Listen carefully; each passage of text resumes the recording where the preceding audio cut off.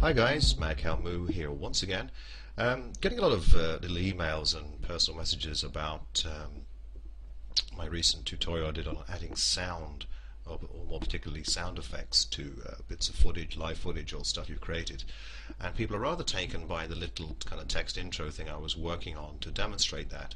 Now I actually made that in After Effects. So what I'm going to do for you today is I'm going to quickly show you the main effect I used for the kind of shattering thing that takes place during the promo. And it's very straightforward, and it's always nice to put people in the right direction. A lot of people have After Effects, but it's like most things when you get it, what do you do with it and where do you start? So the way we're going to start off here is we're going to go to the Composition menu, select New Composition. I'm going to leave this on what are my defaults for this part of the world, which is PAL, and 720 by 576, which is standard DVD size. Everything else is okay. Don't want it too long here. I reckon probably about 10 seconds would do us. So we'll just make that like that, and 25 frames per second is perfect. Click OK. Default layout here. What I'm going to do is I'm going to double click inside the project area here. This will open up a little import file browser, and here's an image I snagged off of Google, or rather Google Images. I forget what I was typing in there. I think it was fantasy wallpapers or something like that, and this one caught my eye, as it were. So I'm just going to bring that in. That pops up in your project window here, and mine was called Freaky Eye 11. It's a JPEG file. You can see a small preview just here in the top left hand corner. Now in the composition window, comp 1 is already open, and it's already set, as I say, at the 720 by 576 pixel default DVD size. And I say this is purely for demonstrating the effect here. So what I want to do is I want to click and drag the image and drop it into the composition window just here, and I'm just going to scale it down a little bit so we can see it. Now the resolution I'm working in actually in the composition viewer here is quarter. I simplify it a lot easier as I'm scrubbing through an animation, if it's not having to render at full resolution all the time. So I have mine set for quarter just for the demonstration here today. Now we can go about and resize this image using these little boxes here on the frame. If you wish to resize and keep aspect ratio at the same time, hold down the Shift key, and what that will do for you, as you can see, it just keeps the aspect of the picture.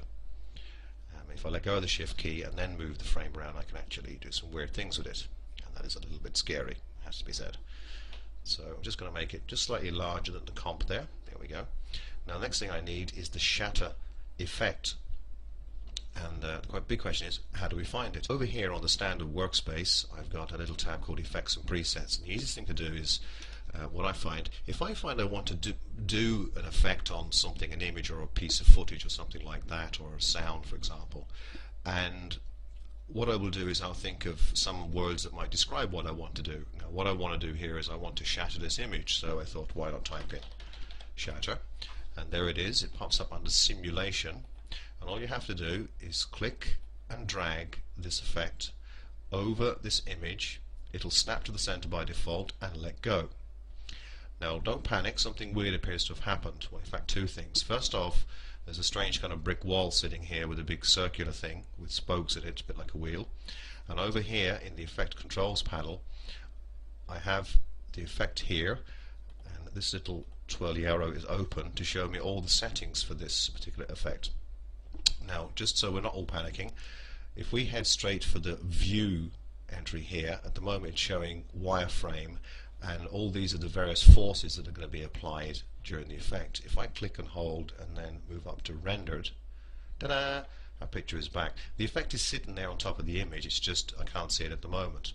Now if I do scrub through the timeline a little bit here, you can see what's about to happen is that image is going to break up into like house bricks. Okay, now it goes up and disappears around, kind of around here, so I think my composition is actually a bit too long. Let's come down and make it about 4 seconds. And the easy way I like to do that is if I drag this bar down to around 4 seconds and then go to Composition and trim comp to work area. There we go, it's now made it about 4 seconds long. Scrub up and down there. Okay, what can we do with this effect? Well, obviously this is not looking like it is in my little intro promo I was working with in Vegas there.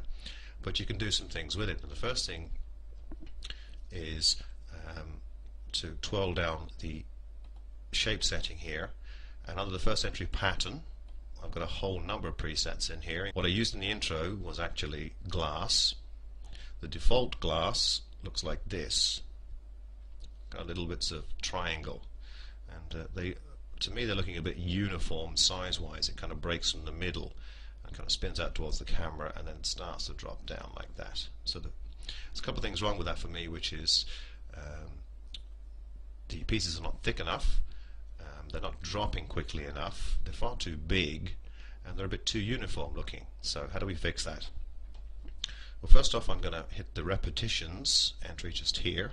I'm going to click in there, and I'm going to type something stupid in, like say 20. Hit enter, and just a quick shortcut there. If you tap the 0 key on your number keypad on your keyboard, it'll generate what's known as a RAM preview for you, which means it'll temporarily render your project into the RAM memory on your PC. So the more of that you have, the better. And you'll notice this happening down here on the timeline. When I press this 0 key, you can see a little green bar building, and if we look up here at the render, you can see it's rendering the image, and as soon as it's completed the 4 seconds, it'll actually play normal time for you. And there we go, it's just playing through a couple of times, and it'll keep playing until you press the 0 key again. So it's starting to look like what we need, so I'm just going to hit 0 on the keypad again. That'll stop the render, stop the preview, and return me back to 0 seconds. Now I'm going to look at the extrusion depth. Now what this is basically saying, or a complex way of saying, is how thick the pieces are. The default setting is 0.2, so let's make that 0.8. Just hit enter there. Now if I scrub through, you'll start to see that the pieces have some thickness to them, so it makes it a little bit more 3D looking. Okay, there's a couple of things still wrong with it. I need to look at the kind of gravity, because as I say, it's kind of blowing out and coming towards the camera and then very gently dropping off. I want that to happen quicker. If I go to physics and twirl that down, there's a couple of things we can change in here. First of all, the gravity default setting is 3.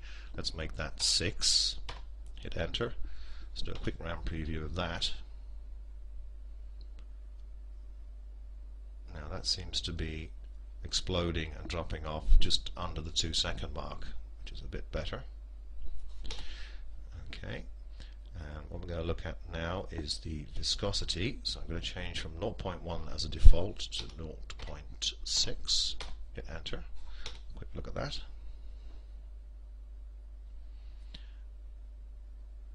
You can see immediately what the viscosity is doing. Instead of the individual projectiles kind of blowing apart, they're kind of gluing together a lot more and slipping down. So I've changed it to a ridiculous number just to demonstrate that. Obviously it's too much, but if we make that more like, say, 0.25, what I'm looking for here is I'm looking for enough of this setting, this viscosity setting, to kind of keep the pieces together so they don't all disappear off the edges of the frame, and that's looking pretty good there. Okay, stop the preview. Feel free to have a play around with the other various settings here. It's very, very straightforward.